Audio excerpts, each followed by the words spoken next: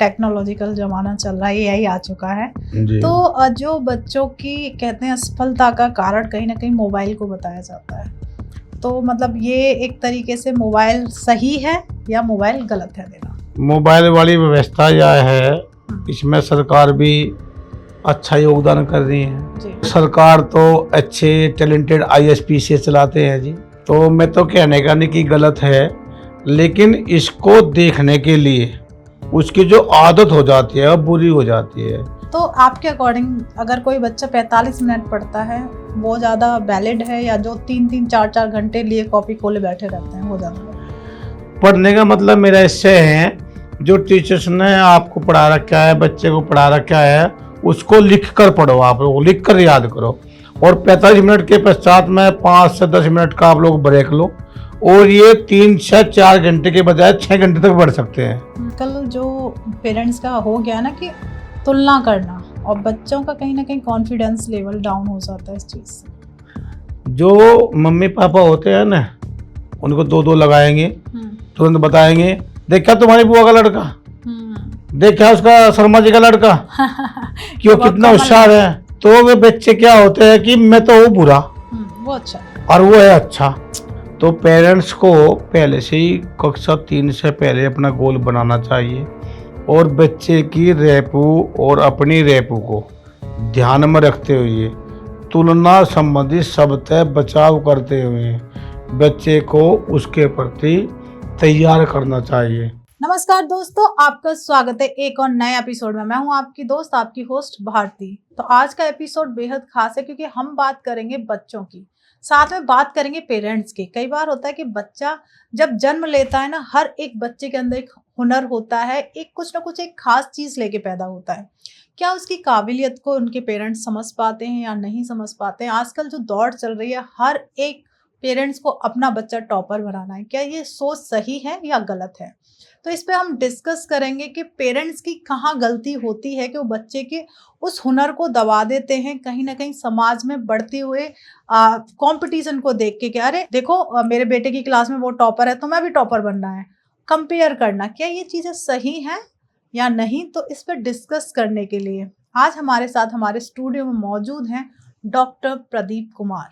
तो हम स्वागत करते हैं। स्वागत है सर आपका। राधे राधे। नमस्ते जी। चाहूंगी मैं एक छोटा सा इंट्रो, आप हमारी ऑडियंस को बताओ आपने क्या क्या किया। जैसे कि मुझे पता है कि आपने बहुत सारे स्कूल्स खोल रखे हैं, आप कहीं ना कहीं पेरेंट्स को काउंसलिंग भी देते हैं, पर मैं चाहती हूँ कि आपके द्वारा पता चले मेरी ऑडियंस को। जी बिल्कुल सही बात है जी, हम भी यही चाहते हैं कि जो सभी अभिभावक है जी उनको जानकारी प्राप्त हो। मैं बड़ौद से बिलोंग करता हूँ और हमारे 4 स्कूल्स है जो हमारे ग्रुप चलाता है। हमारे बड़े भैया प्रिंसिपल साहब हैं और जो छोटे हैं वे डॉक्टर साहब हैं। मैं स्कूलों का मैनेजमेंट देखता हूँ। और अंतिम बात ये रहती है कि जो हमारे अभिभावक है वे अपने बच्चों के प्रति जागरूक हो जा और सजग रहे। क्योंकि आजकल जो व्यवस्था होती है, पेरेंट्स ये चाहते हैं कि मेरा बच्चा कर्नल बने, आईएएस बने, पीसीएस बने, अच्छी पोस्ट पर जाए, लेकिन वे बच्चे बन नहीं पाते हैं। यह स्थिति क्या होती है कि बच्चे काबिल तो होते हैं लेकिन उनको सही दिशा नहीं मिल पाती। बिल्कुल। और सही दिशा नहीं मिल पाती तो वे अपने एक अच्छे गोल को निर्धारित नहीं कर पाते हैं। और इसलिए मैं सभी पेरेंट्स को यही बोलना चाहूँगा कि आप लोग अपने बच्चे को देखें और बच्चे के प्रति सजग रहें। सभी अभिभावकों को मेरा नमस्कार। सबसे पहली बात, जैसे डॉक्टर साहब आपने कहा कि हर एक बच्चे के अंदर काबिलियत होती है, पर कई बार ऐसा देखा जाता है कि बच्चे के अंदर काबिलियत है पर वो जो परिणाम उसके निकल के आते हैं वो सही तरीके से जो उस काबिलियत के अकॉर्डिंग नहीं आ पाते हैं। तो इसके पीछे आपके क्या थॉट प्रोसेस हैं? ऐसा क्यों होता है? और उस टाइम पेरेंट्स को क्या एक्शन लेना चाहिए कि चलो मेरे बच्चे में काबिलियत है पर कोई नहीं, परिणाम इतने अच्छे नहीं आए? देखो, आपने बहुत अच्छा प्रश्न किया। अभिभावक को भी इससे बहुत लाभ होगा जी। बच्चे जो टैलेंटेड होते हैं वे जन्मजात होते हैं, टैलेंट होता है। आज का कोई ऐसा बच्चा नहीं है कि उसमें वो मंद बुद्धि होता है, लेकिन जो काबिलियत है और टैलेंट है दोनों अलग अलग होते हैं। और काबिलियत और टैलेंट टैलेंट से कभी भी काबिलियत आंकी नहीं जाती, उसमें आदत जरूरी होती है। यदि बच्चे में टैलेंट के साथ में आदत नहीं बनेगी तो बच्चा बेटर नहीं बनेगा। और आदत होती है घर से। घर से जैसे कि मैं फोन चला रहा हूँ तो मेरा बेटा भी फोन चलाएगा। मैं किताब पढ़ रहा हूँ, मेरा बेटा भी किताब पढ़ेगा। और पेरेंट्स जब तक बच्चे में आदत पैदा नहीं करेंगे तो उनका टैलेंट नहीं बन पाएगा। और जब टैलेंट नहीं बन पाएगा वे अपने गोल को अचीव नहीं करेंगे। और यहाँ तक कि कुछ बच्चे तो अपना गोल भी नहीं बना पाते। उनका तो ये रहता है जी कक्षा 12 हो जाएगी तब देखेंगे कि क्या करना है क्या नहीं करना है। बिल्कुल। तो मैं तो यही कहना चाहूँगा सभी पेरेंट्स को कि आप सबसे पहले बच्चे में आदत डालिए, पढ़ने की डालिए, अपने साथ में उनको काम कराने डालिए, सुबह जल्दी उठने की आदत डालिए। और तब उसमें आदत डल जाएगी तो उसकी हैबिट जो हो जाएगी वो उसको फॉलो अप करने देगी, चाहे किसी की भी होती है। और एक मीडियम बच्चा भी अपने गोल को अचीव कर पाएगा। तो डॉक्टर साहब आजकल देखा जाए तो एक होड़ मची हुई है समाज में कि मेरा बच्चा टॉपर बने। और कई बार ऐसा होता है कि बच्चे के अंदर जो टैलेंट है वो किसी और चीज के लिए वो टॉपर नहीं बन पाता है। तो उस दौरान जो पेरेंट्स होते हैं उनको अपनी सोच में चेंजेस लाने चाहिए या फिर जो एक समाज में एक होड़ चल रही है कि नहीं मेरा बच्चा तो काबिल है टॉपर ही बनेगा, उसी पर टिके रहना चाहिए? नहीं, बिल्कुल सही बात है जी। पेरेंट्स सभी यही सोचते हैं कि मेरा बच्चा ही द बेस्ट है। लेकिन टॉपर बनने से पहले होता है बच्चा बेहतर बने। राइट। टॉपर्स तो किसी भी क्षेत्र में निकल सकता है। पेरेंट्स को ये तो पता होना चाहिए कि टॉपर्स किस क्षेत्र में बनता है। मान लो बच्चा पढ़ने के लिए जाता है, वो बच्चा पढ़ाई में टॉपर्स होता है जी। और जो पढ़ाई में टॉपर्स होता है पेरेंट्स कैसे बोल सकता है कि ये डिफेंस निकाल सकता है या यूपीएससी निकाल सकता है। एक स्कूल का टॉपर्स अलग होता है और यूपीएससी का टॉपर्स अलग होता है, वो अचीव नहीं कर पाता है। मेन बात होती है बच्चा सबसे पहले बेहतर बने, अपने गोल को अचीव करने के लिए बेस्ट बने, उसकी नियमावली बनावे, तब बच्चा टॉपर बन सकता है। यदि हम या कोई पेरेंट्स ये सोचने लगे कि मेरा बच्चा टॉपर बने, और ज़्यादातर स्कूल आज भी बच्चे के पहले 10-10 स्थान निकाल देते हैं टॉपर्स में। और जिस पेरेंट्स का बच्चा क्लास में 10 टॉपर्स स्थान में अभी तक आता है वे पेरेंट्स बच्चे को भूल जाते हैं उसके गोल को भविष्य में क्या होना है। तो मैं तो यही कहना चाहूँगी पहले अपना बेटर बनाए बच्चे को और टॉपर्स तो अपना बन जाएगा। कई बार ऐसा भी देखा जाता है डॉक्टर साहब कि जब एक नया सेशन शुरू होता है ना तो बच्चों में एकदम तगड़ा जोश होता है कि अब मैं तो ये कर दूंगा या मैं वो कर दूंगा। जैसे ही सेशन आगे बढ़ता चला जाता है बच्चे कहीं ना कहीं ढीले पड़ते जाते हैं। तो हाँ, बिल्कुल सही बात कही जी आपने, ऐसा ही होता है।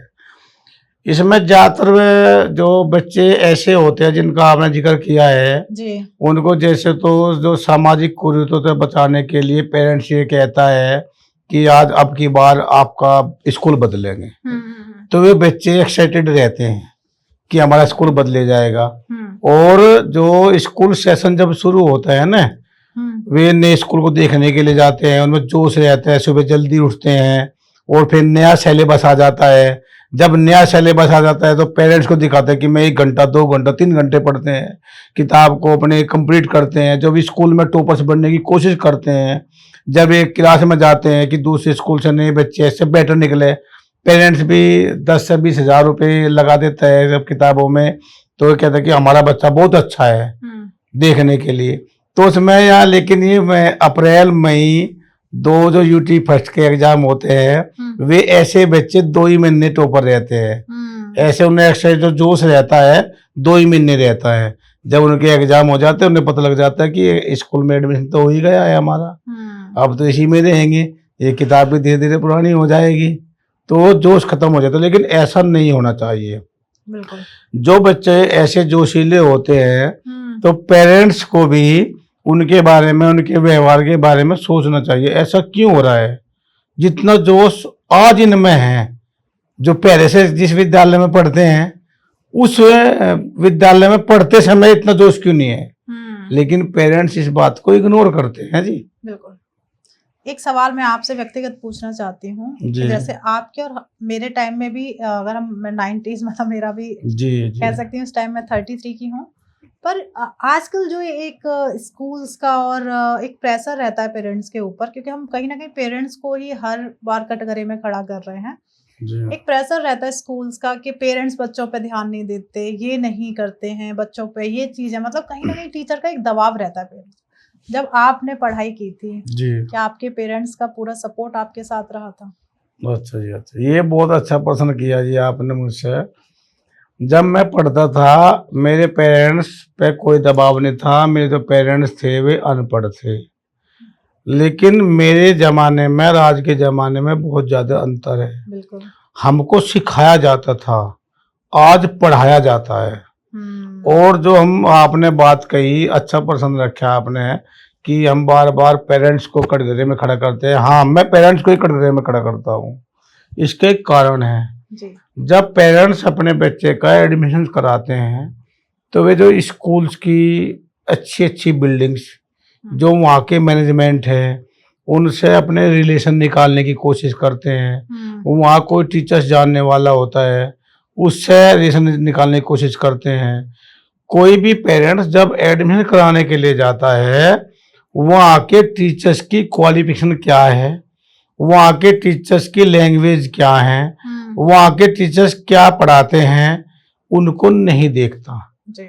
और बच्चे एक्साइटेड रहते हैं, बच्चे उत्सुक रहते हैं कि नए अच्छे ब्रांडेड विद्यालय में आपका एडमिशन हो रहा है, वे भी नहीं देख पाते। बिल्कुल, स्टेटस बढ़ गया ना। हाँ, नहीं मेरा गाड़ी में जाएगा, गाड़ी में आएगा, वे देखते नहीं है।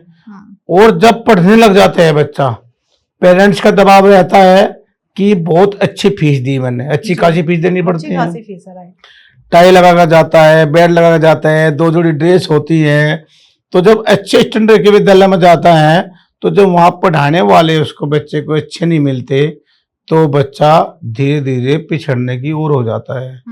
पेरेंट्स का दबाव रहता है, उधर टीचर्स उसको कुछ दे नहीं पा रहे हैं, और मैनेजमेंट फीस वसूली करता है। तो बच्चा क्या करेगा? बच्चा अपना पक्ष रखना बंद कर देता है। इसलिए बच्चा पिछड़ने के अलावा कुछ भी नहीं कर पाता। इसलिए मैं पेरेंट्स को बोलता हूँ, जब आप लोग स्कूल में, किसी भी स्कूल में एडमिशन कराने के लिए जाते हैं, तो वहाँ की बिल्डिंग्स, वहाँ का जो एडमिशन सेल है वह बिल्कुल ना देखें। आप लोग जो आपके बच्चे जिस स्टैंडर्ड में आपका बच्चा है, वे टीचर्स कौन कौन पढ़ाएंगे उनसे वार्ता कीजिए। बिल्कुल, यह स्थिति होती है। अच्छा, एक बात और बताना चाहूंगा मैं आपको। बिल्कुल सर। कोई भी पेरेंट्स ये भी नहीं देखते कि आज का जो स्कूल में हो रहा है ना, ये हो रहा कि टीचर्स ने 2 महीने पढ़ाया और टीचर्स गायब। हाँ। दूसरा टीचर्स आ जाता है और बच्चे की समझ में आता नहीं है, बच्चे की बात कोई सुनने वाला नहीं है, क्योंकि पेरेंट्स तो सुनेंगे नहीं। पेरेंट्स ने तो अच्छे स्टैंडर्ड स्कूल में एडमिशन करा रखा, और कुछ पेरेंट्स समझने वाले भी नहीं होते हैं, और स्कूल मैनेजमेंट अपनी गलती को छुपावेगा। बिल्कुल, टीचर्स नहीं आएंगे, यह व्यवस्था होती है, तो इससे बच्चा मायूस हो जाता है और अपनी बात को रख नहीं पाता, इसलिए पिछड़ जाता है बच्चा। बिल्कुल, नहीं आपने ये बहुत सही बात की कि कहीं ना कहीं हम बच्चों की जो एक मानसिक स्थिति है उसको समझ नहीं पाते हैं। कई बार जैसे आपके साथ आपके स्कूल्स हैं, और आप कहीं ना कहीं स्कूल्स में आप एक तरीके से आप गाइड करते हैं, पेरेंट्स हो या स्टूडेंट्स हो। कई बार ऐसा भी होता है कि बच्चे का इंटरेस्ट कहीं और है और पेरेंट्स उन्हें कहीं और डाल रहे हैं, तो इस तरीके की प्रॉब्लम्स फेस करता है। तो उस दौरान मतलब कह सकते हैं ना, तो पेरेंट्स समझ रहे हैं और स्टूडेंट भी कहीं ना कहीं उस चीज से दब जाता है। जब ऐसी प्रॉब्लम्स आती है तो आप कैसे उसे हैंडल करते हैं? देखो, ये बिल्कुल सही बात है, सही प्रश्न किया आपने। देखो, इसमें ये तो आप भी लेडी है, बुरा मानने की कोई आवश्यकता नहीं है। जो आजकल का हमारा समाज है, 90% जो महिला है वे, उनका रिमोट कंट्रोल उनके मायके में होता है, और जो उनके बच्चे पढ़ते हैं, यदि बच्चे का मामा सीए हैं, तो उनकी माताजी ये चाहती है कि मेरा बेटा भी सीए बने, और यदि कोई मिलिट्री में है, पुलिस में है, वे अपने तक सीमित रखते हैं, न कि बच्चे के टैलेंट को देखकर।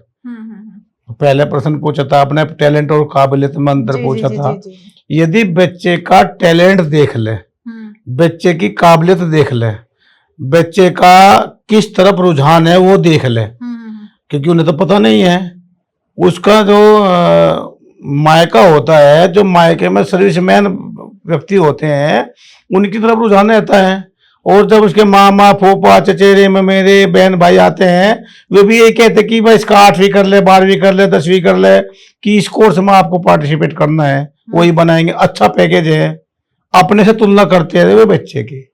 और इसमें कुछ बच्चे, कुछ पेरेंट्स है जो पढ़े लिखे नहीं है, जिनके मायके में कोई सर्विसमैन नहीं है, वे क्या देखते हैं कि मेरे पड़ोस का कोई भी व्यक्ति मान लिया तहसील में गया, वो तहसील में चाहे वो वहां मुंशी है जी, और उसने अपने एक छप्पर से 3 मंजिल मकान बना लिया और 2 प्लॉट ले लिए, तो पड़ोसी उसका आकलन करता है कि मैं अपने बच्चे को वकील बनाऊंगा। है बच्चा डॉक्टरी लाइन का, है बच्चा डिफेंस लाइन का, लेकिन उसको थोप देते हैं पेरेंट्स एडवोकेट लाइन में। तो यह कहीं ना कहीं अभिभावक भी इस दौर से गुजर रहे हैं और वे अपना संतुलन नहीं बना पा रहे। लेकिन दिक्कत क्या है कि इस बात को अंकन करने के लिए बच्चा किस फील्ड में है तो जाए कहाँ, स्कूल वाले तो ये बात बताते नहीं है जी। और पेरेंट्स को इतना समय नहीं है कि किसी एक्सपर्ट के पास लेके चले जावे। यह परेशानी हो रही है अभिभावक को। मैं आपके चैनल के माध्यम से मैं तो ये बताना चाहूँगा कि बच्चे का पहले आकलन करें और किसी भी पर्टिकुलर व्यक्ति से उसकी तुलना न करें, बल्कि बच्चे की तुलना करें कि किस ओहदे पर जाएगा। पेरेंट्स ने कभी भी बात नहीं कर पाते अपने बच्चे से कि 10 मिनट सुबह बैठ जा बच्चे के पास में, या शाम को बैठ जा 10 मिनट बच्चे के साथ में जी। यह समस्या हो रही है जी आजकल, जिससे अभिभावक जूझ पा रहे हैं। और इसका निर्णय यही नहीं होता है जी, अगर यही खत्म हो जाता है, यहाँ नहीं होता है। इसका निर्णय जब बच्चा कक्षा 12 पास कर लेता है तब होता है, ना तो वो बन पाता जो पेरेंट्स कह रहे हैं, और जिसके लिए वो तैयार कर रहा ना वो बन पाता है, इसलिए बेरोजगार ही रह जाता है। 90% की यही समस्या है। बिल्कुल।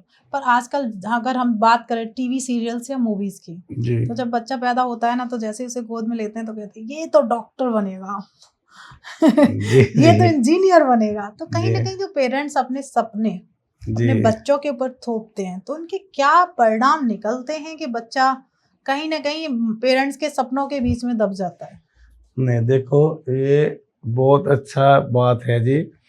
जब किसी का भी छोटा बच्चा होता है तो उसके पेरेंट्स के अपने सपने होते हैं उस बच्चे में। हाँ, क्योंकि कहीं ना कहीं हमें दर्शाया जा रहा है, दिखाया जा रहा है, तो कहीं ना कहीं जो सामाजिक लोग हैं उस चीज को खुद पे समझ लेते कि तो हम भी देखेंगे मेरा बच्चा ये बनेगा जी ब्ला ब्ला ब्ला।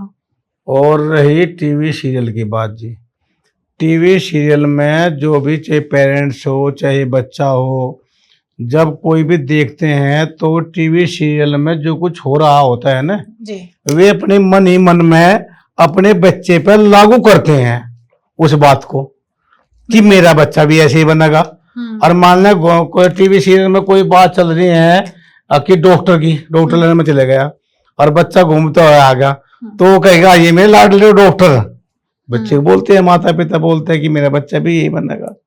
लेकिन क्या कभी ऐसी स्थिति में है कभी भी पेरेंट्स ने अपने बच्चे का आकलन नहीं किया?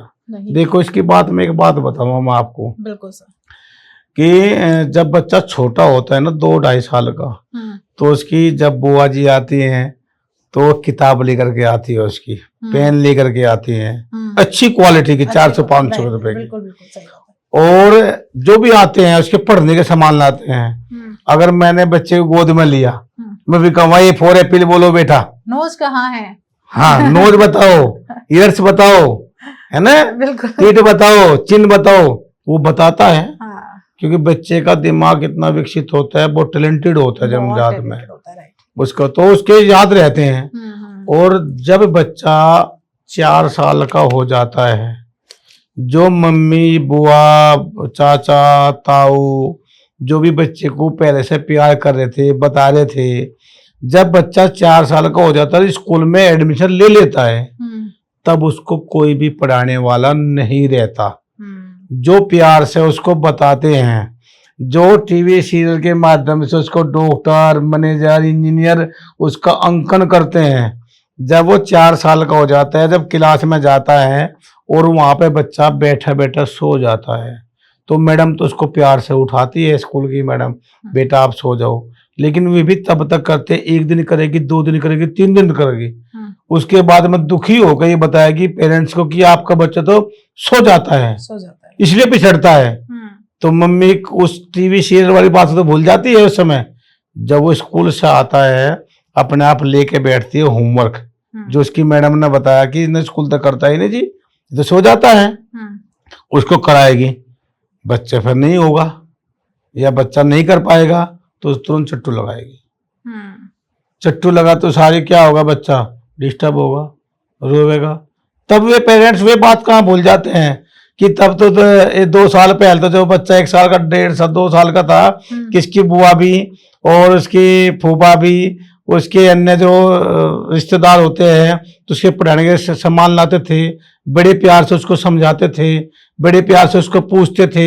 अगर नोजी को उसने ईयर बता दिया, वो बता बेटे ऐसे नहीं है, ये नोजी है, ये ईयर सी है, तो तब भी तो प्यार से बताए ना। तो टीवी सीरियल में तो अपने बच्चे की तुलना करनी नहीं चाहिए, बच्चे को समझना चाहिए और बच्चे से गुस्से में नहीं, प्यार से पेश आना चाहिए। गुस्से से नहीं पढ़ेंगे बच्चे जी। पर अगर मैं बात करूं, जैसे आपने कहा कि कहीं ना कहीं माँ एक प्रेशर आता है, बच्चे को मार देती है या चिल्लाना स्टार्ट कर देती है। अगर हम कुछ साल पीछे जाते हैं तो ये तो अभी गवर्नमेंट ने एक रूल निकाला है कि कोई भी टीचर या पेरेंट्स अपने बच्चे को नहीं मार सकता है। जी जी ठीक है। और पहले जहाँ तक हम बात करें अपने टीचर्स की, बिना पिटाई के तो क्लास स्टार्ट ही नहीं होती थी। अच्छा जी, हाँ बिल्कुल सही कह रहे हैं आपने मेरी भी 40 साल पहले बात याद दिलवा दी कि बिना पिटाई के पढ़ाई स्टार्ट नहीं होती थी। देखो जो भी टीचर्स थे ना हमारे, वे हमारे इतने अच्छे टीचर्स थे, आज भी है कुछ तो मेरे गुरुजी जी, और उनके प्रति मेरा इतना सम्मान है, इतना सम्मान है। यदि वे कहीं भी मिल जाए, चाहे वे भीड़ में मिल जाए, चाहे वे गली में मिल जाए, और मान लिया मैं गाड़ी में भी और मेरे गुरुजी दिख जाए, मैं गाड़ी रोक के अगर वे खड़े हैं तो उनके चरण स्पर्श करता हूँ।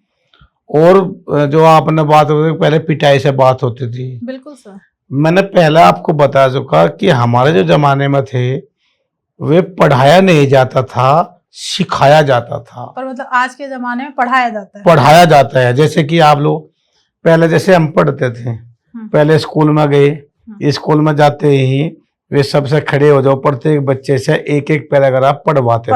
बिल्कुल सही बात है। आज बता दो कौन सा टीचर पढ़वाता है। दूसरे वाली बात, जब पढ़ा दिया फिर बोर्ड पर भेजते थे सवाल निकालने के लिए, निकालो, आज नहीं निकालते। उसके पश्चात जब इंटरवल होता है, हमारे जमाने में रेचिस बोलते थे, इंटरवल बोलने लगे, उसमें फिर तख्ती लिखवाते थे। अब कोई सुलेख भी नहीं लिखवाता है। और जो बच्चा नहीं लिखता था, पहले बच्चे को अगर मतलब किसी बच्चे ने गलत कर दिया या तख्ती पर लिखना गलत कर दिया, उसकी साफ राइटिंग नहीं है, उसको अपने आप लिख कर देते थे कि ऐसे लिखो, और जब भी लिखता था तब दंड देते थे। बिल्कुल। और आज क्या है, दंड पहले है, सिखाया बाद में जाता है। पहले तो बात बच्चे की हिम्मत नहीं पड़ती कि बच्चा जाकर टीचर से पूछ ले कि भाई ऐसे क्या लिखता है। और दूसरी बात से टीचर से सुलेख नहीं लिखवाते, इमला नहीं बोलते। यदि इमला बोले तो इमला लिखना आएगा बच्चे से। 60 से 70% बच्चे ऐसे होते हैं क्लास में जिससे मात्राओं का ज्ञान नहीं है।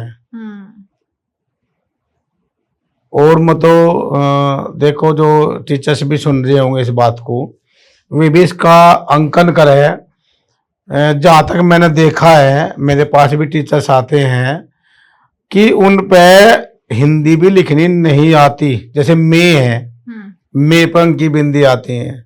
जब कोई भी एप्लीकेशन देते हैं तो उस पर ज्यादातर मे पंखी बिंदी नहीं देते हैं। और पहले अगर कोई लिखा हुआ होता था उसके ऊपर ऐसे हास्य होता था। आजकल चाहे आप देख लेना 90% बच्चों की कॉपी पे हिंदी में वे जो हास्य है ये पूरा नहीं है। अगर मान लिया कि मलिक लिखा किसी ने तो मैं अलग है, लिख पर अलग है, जबकि ये भी जानकारी नहीं है कि ये पूरा ऐसे लगता कैसे था, अक्षरों को जोड़ने के लिए रखता था, जब ये नहीं पता। तो और तो रही बात पिटाई की भी है जी, जैसे कि आपने बताई जी। कि जो पहले हमारे टीचर्स थे, हमारे गुरुजी थे, और वे पिटाई करते थे, बिना गलती के नहीं पीटते थे। जो अनुशासनहीनता करेगा उसको पीटते थे, और जो पढ़ाई में कभी नहीं पीटा उन्होंने। मेरे भी याद है, मैं टॉपर्स रहा हूँ, मैथ्स में मेरे 100 में 100 आते थे हमेशा। इंग्लिश हमें कक्षा 6 में सिखाई गई थी, तो वे उन्होंने कभी भी बिना गलती के नहीं पीटते थे। लेकिन उससे पहले कमजोर बच्चों के लिए, पहले कमजोर बच्चे नहीं होते थे, मीडियम होते थे। अब जब टॉपर्स होते हैं और कमजोर होते हैं, मीडियम नहीं होते इतने, क्योंकि वे उन्हें पढ़ना जानते थे। आप किसी बच्चे से इंग्लिश पढ़वाओ आप लोग, या हिंदी पढ़वाओ किसी बच्चे से, अटक अटक के पढ़ागा। तो ये कारण रहे जी, ऐसी बात नहीं है। और इसके माध्यम से एक बात और है, यदि आज भी सरकार या प्रशासन है कि टीचर्स को उसकी छड़ी थमा दे तो अनुशासन फिर आ जाएगा। हाँ, मतलब मेरा भी यही कहने का, कहीं ना कहीं टीचर भी तो डरते हैं कि अगर मैंने इसे मार दिया, कंप्लेन कर दी पेरेंट्स ने, तो उसकी तो पूरी लाइफ खराब हो जाएगी। देखो ये सही कह रहे हैं आप बात, लेकिन कोई भी पेरेंट्स ये नहीं कहता कि मेरे बच्चे को आप लोग पीटना मत। पेरेंट्स ये कहता है कि मेरा अकेला बच्चा है, ये अगर मान लो कोई बच्चा उद्दंड तक करागा जी, है ना, तो पेरेंट्स की बात मानी जाएगी क्या? उसको दंड तो दिया जाएगा। बिल्कुल सर। वो चाहे पिटाई का हो, चाहे पेरेंट्स को फोन करके उसको निष्कासित करने का हो, घर भेज दिया जाएगा। लेकिन कोई भी पेरेंट्स ये नहीं कहता कि मेरे बच्चे को आप लोग पीटना मत। पिटाई कब होती है? यदि मान लो मैं लूं, किसी बच्चे ने गलती कर दी, तो सबसे पहले उसको सिखाना तो पड़ेगा ना, उसको याद दिलानी पड़ेगी, बेटे आपने गलती की है।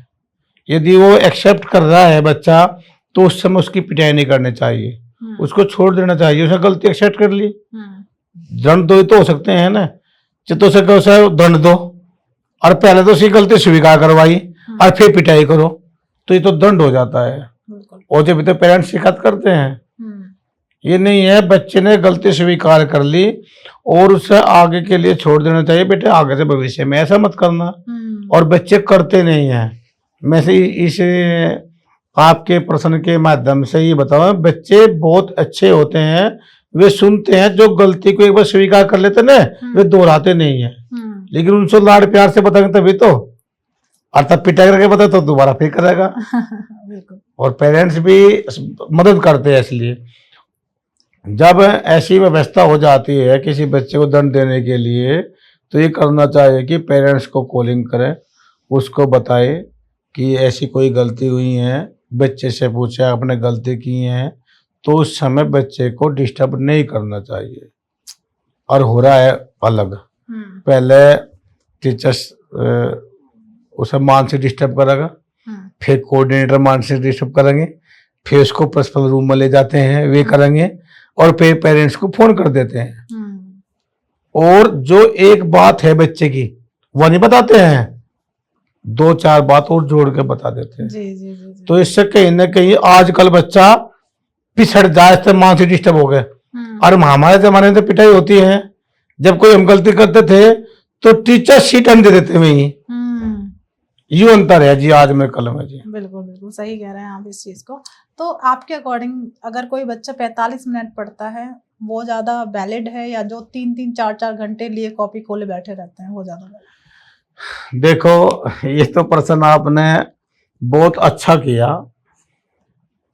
जो 3-3 4-4 घंटे लगातार कोई भी पढ़ नहीं सकता, हाँ मतलब वही होता है ना ये कि- मेरा मानना है। जी जी जी। और मैं भी स्ट्रेटेजी बनाता हूँ, जो यूपीएससी के बच्चे होते हैं उनका भी टाइम टेबल बनाता हूँ, जो कक्षा 10 और 12 में जो टॉपर्स निकलते हैं उनका भी टाइम टेबल बनाता हूँ।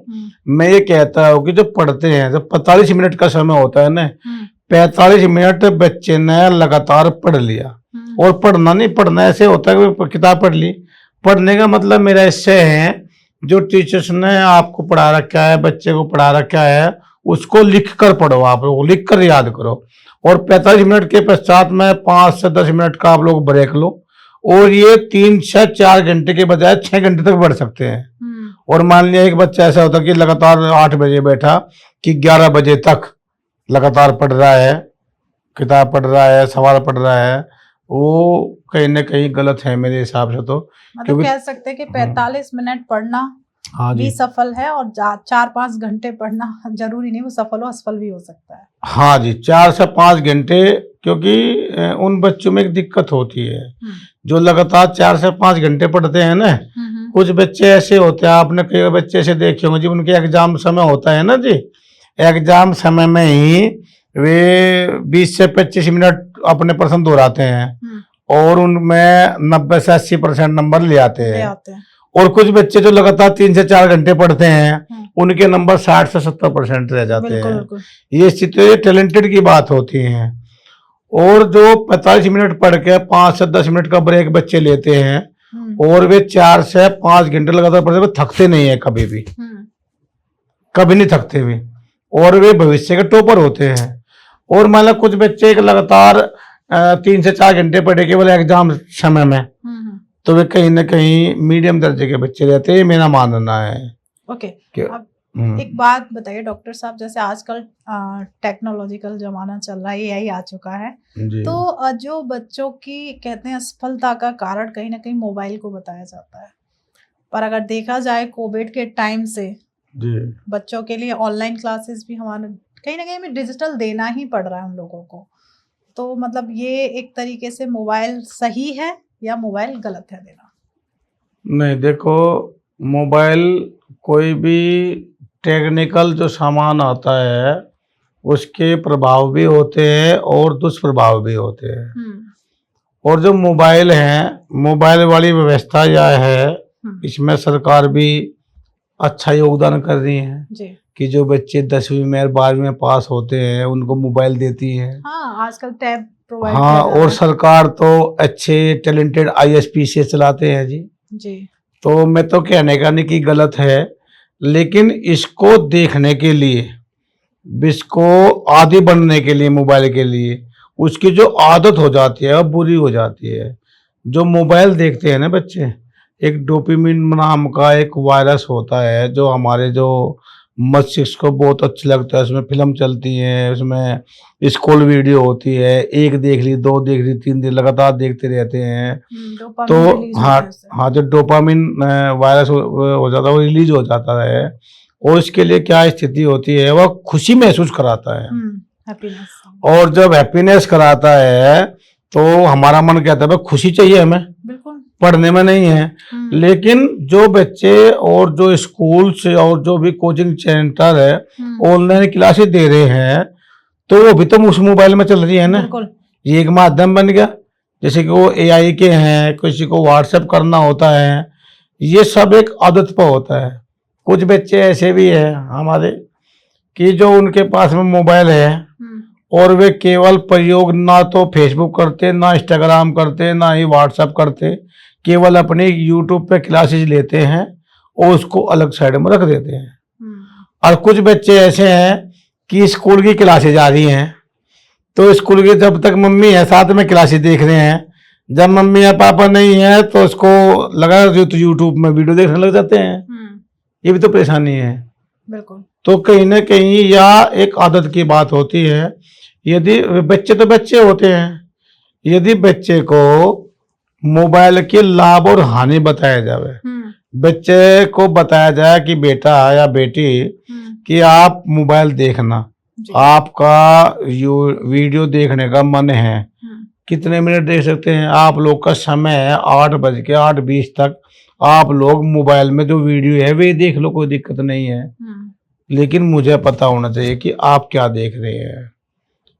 पता है ना क्या है, बच्चे यूट्यूब में गेम खेलते हैं, उनकी लत पकड़ लेते हैं, वो उनके मस्तिष्क पे हैवी हो जाता है।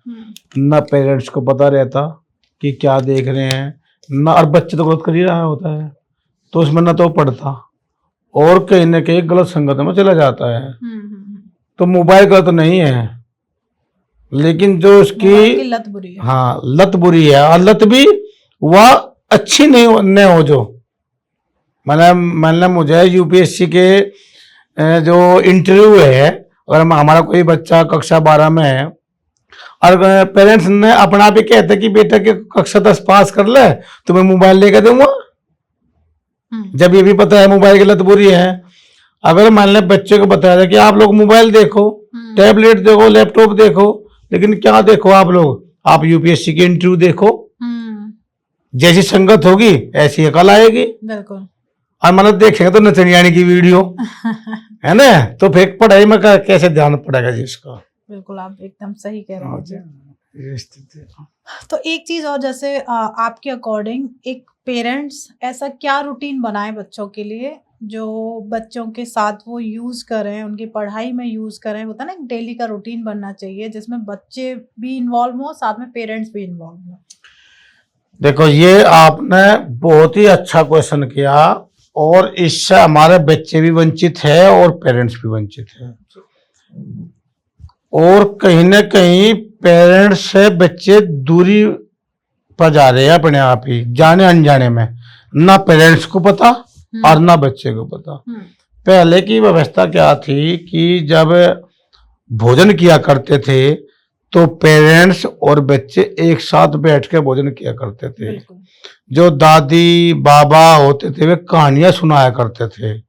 तो शाम का जो समय होता था लगभग 6 बजे से, सर्दी में 6 बजे से 8 बजे तक वे सब परिवार इकट्ठे बैठते थे, उसमें बात चलती थी, कहानियां चलती थी, बुजुर्ग की बात चलती थी।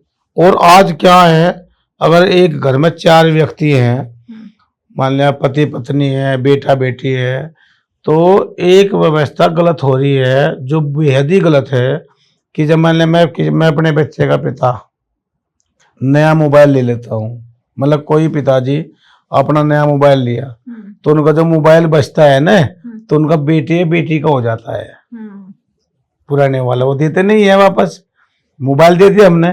और जब घर में बैठते सुबह के समय, जब सुबह उठ के चाय ली, जो बिस्तर की चाय होती है, तो सबसे पहला मोबाइल हाथ में आता है।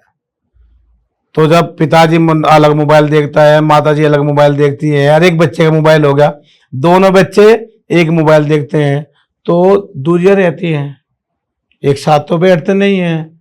जब फिर मम्मी पापा ड्यूटी पे चले जाते हैं, बच्चे स्कूल चले जाते हैं, बच्चे स्कूल में घर पे जल्दी आ जाते हैं, मतलब मम्मी पापा बाहर से आते हुए घर रहते हैं, या कोई गृहिणी होते हुए घर पर रहती हैं, तो वे भी वीडियो कॉल करती हैं अपने सगे संबंधियों को, तो बच्चे अपने फोन से करते हैं। तो हम दूर जा रहे हैं तो बच्चे भी दूर जा रहे हैं। इसकी जानकारी न तो माता पिता को और न ही बच्चों को। बिल्कुल। बताओ आप, ये सही बात है, गलत बात है? नहीं, एकदम सही बात। और इसलिए ही अलग जा रहे हैं। और शाम के समय में भी सीरियल शुरू हो जाते हैं 6 बजे से। मम्मी सीरियल देखती हैं तो बच्चे भी सीरियल देखेंगे। कभी भी माता पिता और बच्चे, किसी भी घर में ये नहीं होता है, 1-2% तो मैं कहना चाहूंगा कि सब एक साथ बैठ के एक टेबल पे खाना खा रहे हो, मम्मी ला रही हो, उनसे ये पूछ रहे हो कि बेटा आज बताओ आपका दिन कैसा रहा। और कोई भी माता पिता, कोई भी, मैं सबको चैलेंज कर रहा हूं, कोई भी माता पिता अपने बच्चे से ये प्रश्न नहीं करता कि बेटा आपका आज का स्कूल का दिन कैसा रहा, आपने आज स्कूल में आपका अच्छा होया या कोई बुरा होया, आपने क्या क्या किया, आपने क्या किया, कोई नहीं पूछता। मैं स्कूल से बैग रखे काम कर लिया और मैं कोई बच्चा बताने लगा कि तुम काम नहीं क्यों नहीं करते, यह व्यवस्था हो रही है। तो जब हम ही बच्चे से जाने अनजाने में दूरी बना तो बच्चे भी अलग हो जाते हैं। और जब बच्चे की दूरी बढ़ने लग जाती है तो उसके विचार ऐसे हो जाते हैं। और बताओ क्या होता है मैडम, इसी के साथ में एक बात बताऊंगा जी जी जी। कि जो मम्मी पापा होते हैं ना, वे तुलना करते हैं। मैं भी यही प्रश्न लेके आना चाह रही थी कि आजकल जो पेरेंट्स का हो गया ना कि तुलना करना, और बच्चों का कहीं ना कहीं कॉन्फिडेंस लेवल डाउन हो जाता है इस चीज से। यार इतनी बड़ी समस्या है, इतनी बड़ी समस्या है यार, जो भविष्य के लिए भी खतरनाक है। जो मम्मी पापा होते हैं ना, वे अच्छे होते हैं, उनको काम करना होता है, परिवार पालने के लिए ड्यूटी पर जाना होता है, लेकिन तुलना वे प्रतिदिन नहीं करते, अकस्मात करते हैं। कब करते हैं?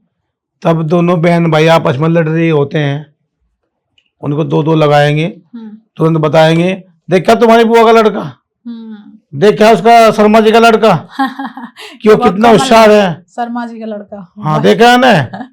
तो वे बच्चे क्या होते हैं कि मैं तो वो बुरा, वो अच्छा और वो है अच्छा। और जब बुआ का लड़का घर पे आता है, घर पे आते ही बच्चे का दिमाग इतना था कि ये अच्छा है तुझसे, तो बच्चा अपने कमरे में बंद हो जाता है कि नहीं तो फिर कहेंगे मम्मी पापा। और कहीं ना कहीं जो दूसरा बच्चा है उससे बच्चा नफरत करना शुरू कर, हाँ उससे भी नफरत करना शुरू करेगा।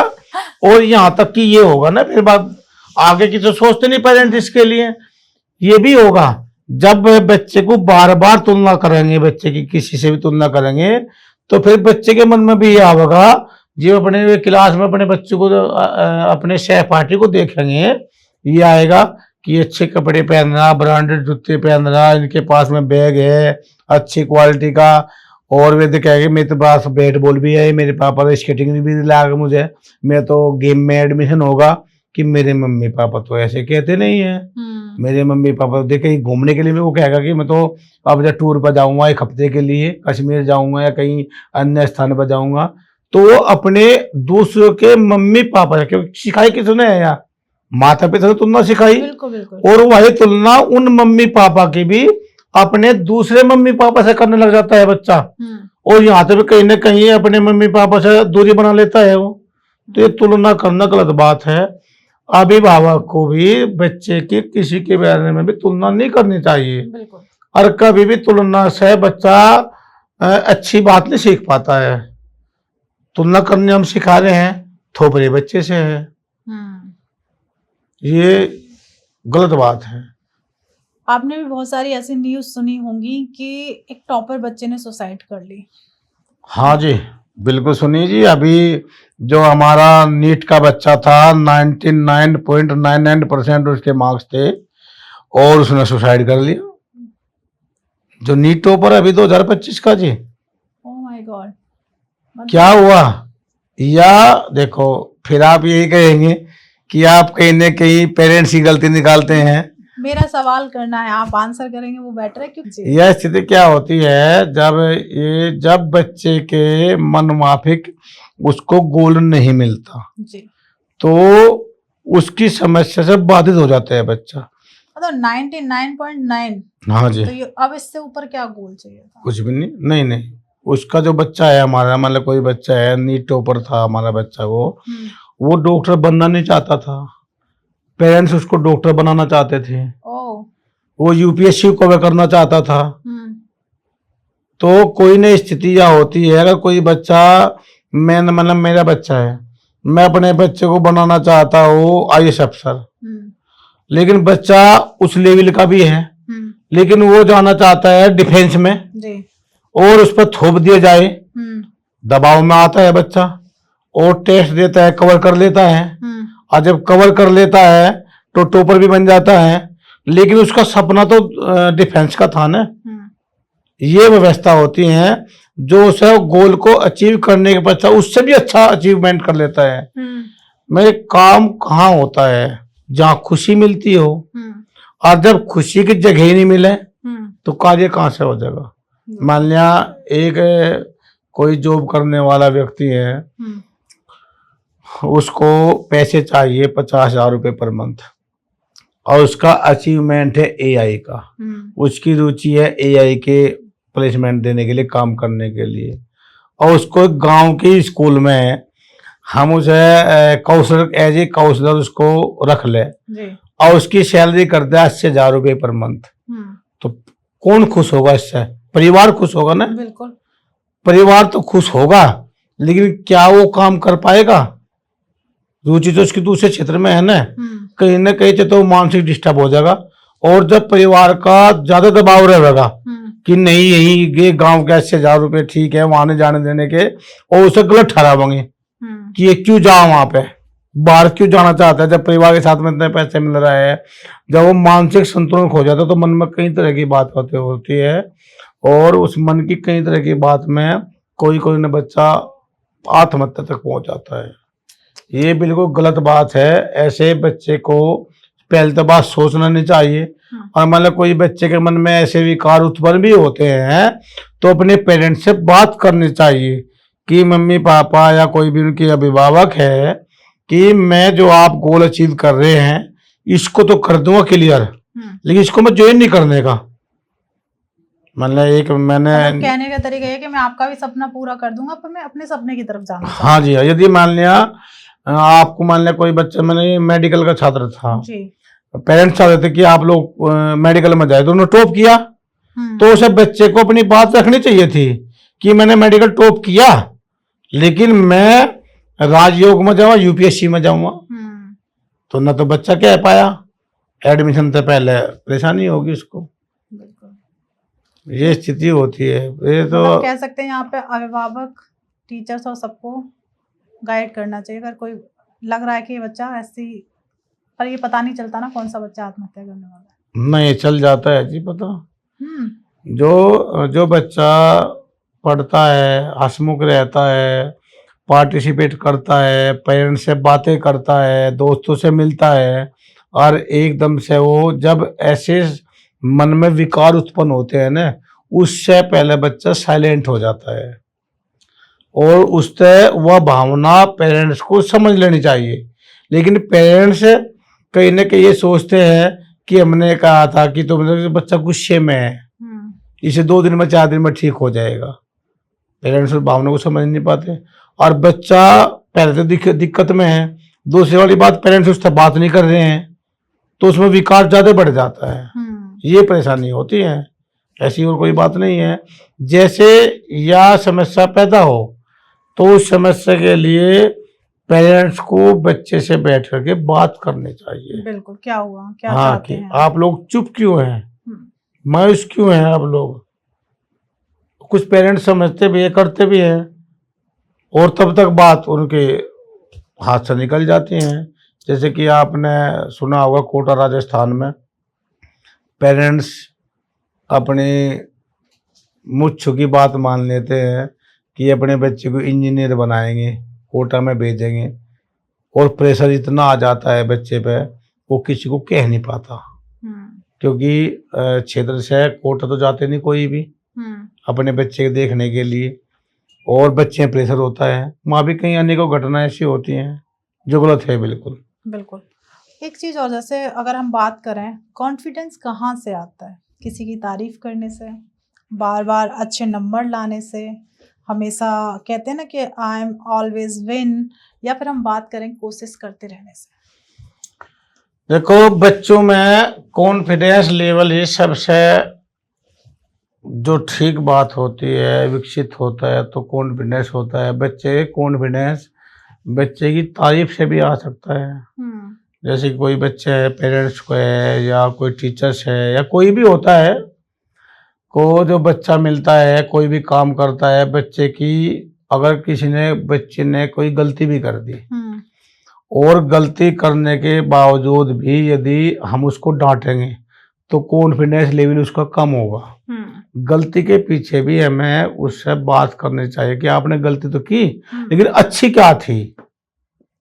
मान लिया ये पानी की बोतल ही है, मैंने पानी की बोतल खोली और वहाँ पर गिलास भी रखा था, ऐसे पीना शुरू कर दिया।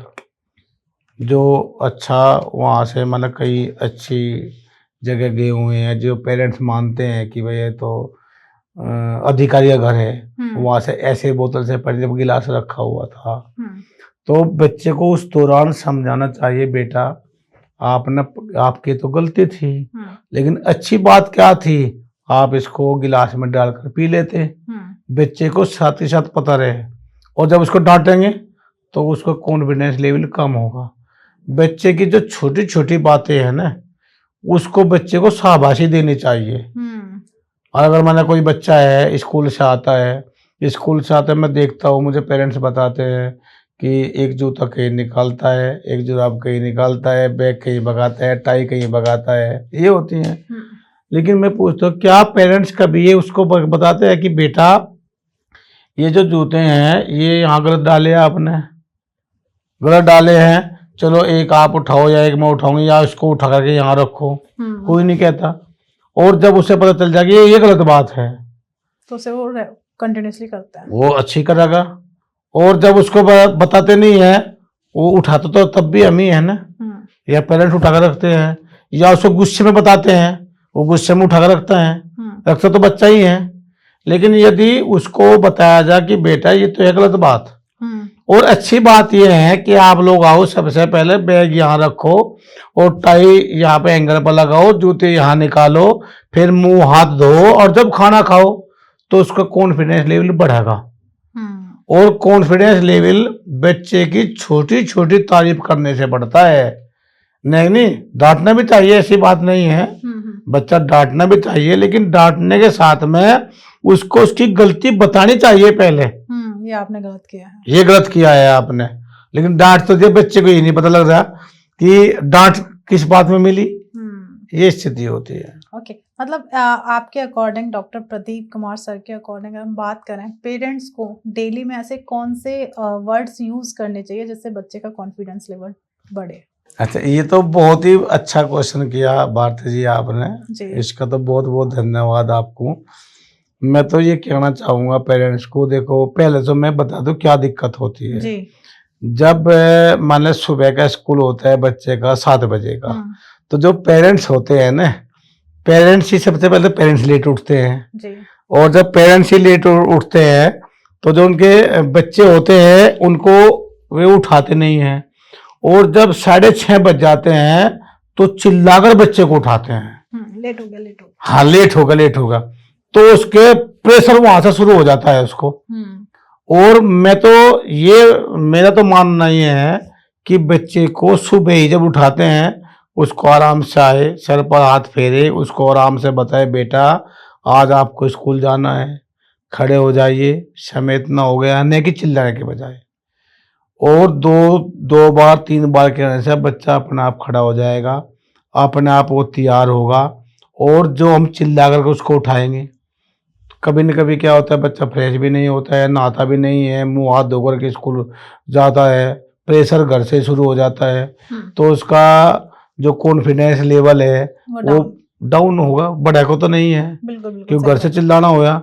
स्कूल में जाएगा, जब वो स्नान करके नहीं गया, दांत सफा करके नहीं गया, तो उसे कहीं न कहीं लगेगा कि वो जो जिस डेस्क पर बैठता है ना प्रतिदिन, वो वहाँ पर भी नहीं बैठेगा, कि कभी यार दोस्त है उनको कुछ गलत लगे, गलत सीख ले। ये व्यवस्था होती है पेरेंट्स को सुबह से ही, सुबह की दिनचर्या ही है, उससे ही आराम से बात करनी चाहिए। जब बच्चा घर से आता है उसकी प्रत्येक बात पे बड़ाई करनी चाहिए, तो उसका छोटी छोटी बातों पे अपने साथ काम में लगाना चाहिए। कोई भी पेरेंट्स अपने बच्चे को काम नहीं सिखाता है। यदि मान लिया जिस बिस्तर को लगाता है, मम्मी पापा को बताना चाहिए कि बेटा आओ, मैं यहाँ खड़ी हूँ या खड़ा हूँ, आप चादर की तय करो, इसको बढ़ाओ, या आपने बहुत अच्छा कर दिया है। या कभी कोई बीमार हो जाता है तब करवाने तो उसका करनी नहीं आती है, सीखा तो है से। क्या होता है उस दौरान कि उसको डांटते हैं, तुमसे इस तरह नहीं करनी आती, वही फिर बात शर्मा जी का बेटा तो ये सब काम कर लेता है, उनको तो बहन भी नहीं है, ये स्थिति होती है। तो छोटी छोटी बातों पर बच्चे की जो है वह बड़ाई करनी चाहिए, उसको सिखाना चाहिए सुबह से ही, और कॉन्फिडेंस लेवल हाई हो जाएगा। और एक बात तो जरूर पूछनी चाहिए बच्चे से प्रतिदिन, जब भी प्रतिदिन विद्यालय से आए, कि बेटा आप आज का अच्छा दिन, कैसा दिन रहा आपका। बिल्कुल, ये तो डेली का ही होना चाहिए, ये तो प्रतिदिन का होना चाहिए। ये तो जो अनपढ़ पेरेंट्स है ना, ये भी पूछ सकते हैं, आपने अच्छा क्या किया। जब उसे पता लगा कि मेरे से कोई पूछने वाला है, जब बच्चे को ये लगेगा कि मेरे से पूछने वाला है। देखो कुछ स्कूल्स है अन्य विदेशों में मैंने देखे हैं, वहाँ के जो टीचर्स है वे बच्चों से गले मिलती हैं, हाथ मिलाती है और दंड भी देती हैं। अलग अलग एक्टिविटीज होती हैं। तो कहीं ना कहीं बच्चा भी उसको अपनी बात बताता है जो उसके बहुत क्लोज होता है। बिल्कुल। और जो पेरेंट्स नु मानने लगे कि मैं अपनी बात, जो ओपन और क्लोज दोनों अलग अलग शब्द है। ओपन यदि मैं आपके साथ में ओपन हो रहा हूं तो क्लोज अलग शब्द है। तो ओपन भी उसके साथ होता तो क्लोज होता है, चाहे मम्मी पापा हो, चाहे ताया ताई हो, चाहे कोई उसका फ्रेंड्स हो, सिबलिंग्स हो, यह स्थिति होती है। बिल्कुल। तो अभी हम एंड की तरफ चलते हैं सर, क्योंकि एक बहुत बड़ा टॉपिक है जी, और मैं चाहूंगी कि आप इस पे कंटिन्यूसली पॉडकास्ट करते रहें और जो पेरेंट्स हैं उनको भी आप अवेयर करते रहें, और साथ में जो स्टूडेंट्स हैं जी, जी, जो तैयारी कर रहे हैं आईएएस एंड जिस भी फील्ड में जाना चाहते हैं वो अपने पेरेंट्स से खुल के बात करें। जी। इसकी एक तरीके से सीरीज लेके आई है और जागरूक करते रहिए इन लोगों को। पर एंड में होता ना कोई एक ऐसा मैसेज आप पेरेंट्स और स्टूडेंट को देना चाहें, प्लीज हमारी ऑडियंस को प्लीज दीजिए। जी, आपके जो चैनल के माध्यम से मैं तो यही बताना चाहूँगा, आपने मुझे चुना इसके लिए, इसका आपका बहुत बहुत आभार, धन्यवाद। कि मैं ये बताना चाहूँगा कि सबसे पहले जो पेरेंट्स होते हैं, जो उनके अपने विचार होते हैं, जैसे कि पहले बात आ गई छोटे बच्चे से कि मैं डॉक्टर बनेगा, मेरा बच्चा इंजीनियर बनेगा, और जो मन से बात निकल जाती है उसको पूरा करने के लिए बच्चे का एक गोल निर्धारित करें, केवल एक ही गोल, उसका गोल बदले ना। कि जो मन से निकला विचार उत्पन्न हो कि मेरा बच्चा तो डॉक्टर बनेगा, तो उसे उसी तरफ उसको बढ़ावा दे, उसी तरफ उसको शुरुआत से ही कक्षा 3 से ही, कक्षा 3 में बच्चा समझदार हो जाता है, उसको अच्छे बुरे का ज्ञान हो जाता है, कोई भी कार्य होता है कि अच्छा है या गलत है तो उसको पता चल जाता है। जैसे कि हमारी परीक्षा होती है, नवोदय विद्यालय की होती है, हमारी मिलिट्री स्कूल की होती है, सैनिक स्कूल की होती है, कक्षा 5 में परीक्षा होती है। तो पेरेंट्स को पहले से ही कक्षा 3 से पहले अपना गोल बनाना चाहिए और बच्चे की रेपू और अपनी रेपू को ध्यान में रखते हुए तुलना संबंधी शब्द बचाव करते हुए बच्चे को उसके प्रति तैयार करना चाहिए। और ये अनपढ़ लोग भी कर सकते हैं, जो अनपढ़ पेरेंट्स है, जो पढ़े लिखे नहीं है, वे भी कर सकते हैं। बिल्कुल। और जब बच्चा शुरुआत से ही, जब गवर्नमेंट ही कर रही है कक्षा 5 में मिलिट्री स्कूल में भेजेंगे, और लेकिन परेशानी का क्या कारण है कि हमारे जो पेरेंट्स होते हैं 70 से 80% वो जो कक्षा 12 पास कर लेता है बच्चा, तब उसको गोल निर्धारित करते हैं, अब जब पुलिस में होना है या अब जब मिलिट्री में होना है, और बच्चा अपने उससे बेरोजगार हो जाता है। तो मतलब पेरेंट्स से ये कहना चाहूँगा कि आप अपना शुरुआत से ही एक बड़ा अचीवमेंट गोल बच्चे निर्धारित करें, उसी के हिसाब से कार्य कराए, और अगर मतलब बड़ा नहीं कर पाया तो छोटा तो वो हासिल कर ही लेगा, ऐसी स्थिति होती है। और जो भारत की सर्वश्रेष्ठ नौकरी है, मैं तो ये चाहता हूँ कि मेरा क्षेत्र का बच्चा, मैं चुगामा क्षेत्र से बिलोंग करता हूँ, हमने एक मुहिम भी चला रखी है वहाँ पे कि मेरे क्षेत्र का बच्चा आईएएस, आईपीएस, आईएफएस, आईआरएस और जज जैसे पदों पर बैठे जा करके, उसी हिसाब से हम उनको तैयार कर रहे हैं।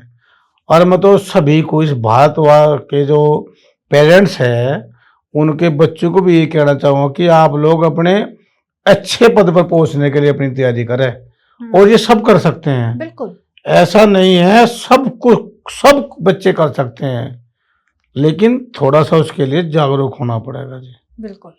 और thank you so much Pradeep sir, काफ़ी अच्छा लगा कि कहीं ना कहीं बहुत सारी ऐसी बारीकियाँ जो एज ए पेरेंट्स मैं भी बहुत सारी चीज़ें मिस कर देती हूँ, और वो जब बातें खुल के आती हैं सामने तो पता चलता है कि हम भी ये गलतियाँ कर रहे हैं एज ए पेरेंट्स। तो बहुत कुछ सीखने के लिए मिला आपके साथ पॉडकास्ट करके, और मुझे लगता है मेरी ऑडियंस को भी बहुत पसंद आया होगा। तो प्लीज़ ये एक ऐसा पॉडकास्ट है जहाँ कनेक्शन एक पेरेंट्स का और बच्चों का हो रहा है। तो क्योंकि हमें समाज को आगे लेके जाना, यही हमारे भविष्य हैं।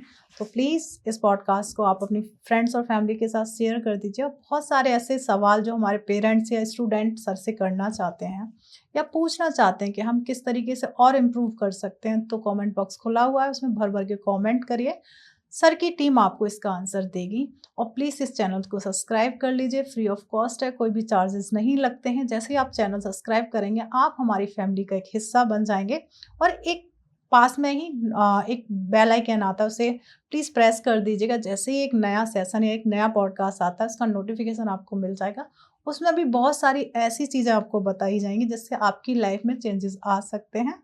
प्लीज़ तो चैनल ज़रूर सब्सक्राइब करिएगा। मिलते हैं एक नए एपिसोड में। जब तक आप अपने घर में स्वस्थ रहें, मस्त रहें। राधे राधे।